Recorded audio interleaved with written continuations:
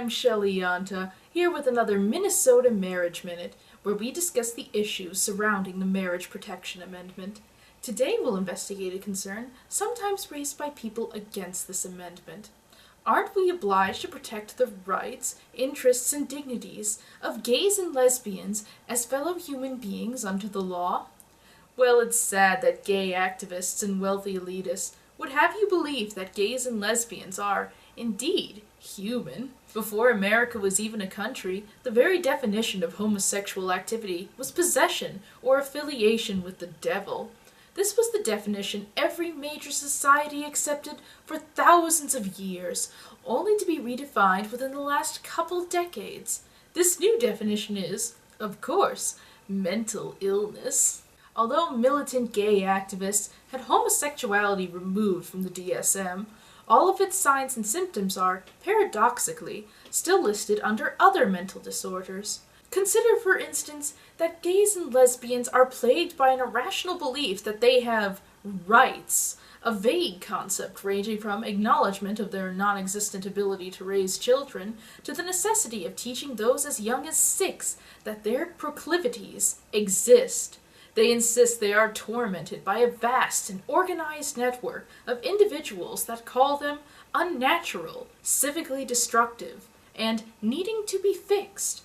They even go so far as to refer to those completely unrelated to them as family.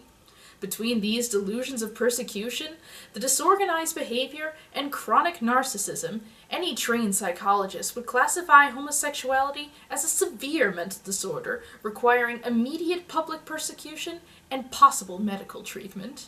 Furthermore, studies indicate that gays and lesbians are completely incapable of love, whether it be toward friends, families, God, their pets, or even themselves. Pioneering psychologist Robert Sternberg, who conceptualized love as having 3 key components, said many times across his various works that same-sex relationships have none. They cannot even comprehend our care for them and react with resistance and anger toward compassionate interventions on their behalf. They imply that our therapy to rid them of their troubling behaviors is harmful and unnecessary, and most react unpredictably with resentment towards such innocuous statements of fact as, 2 men are companions who occasionally fornicate, not spouses, or, what's 270,000 children raised by you anyway?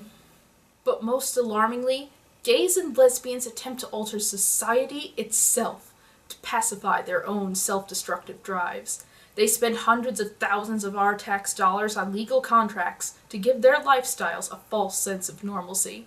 They drain our healthcare system in seeking alternatives save for normal married couples, when their ill-conceived, simulated heterosexual coitus does, predictably, not yield children.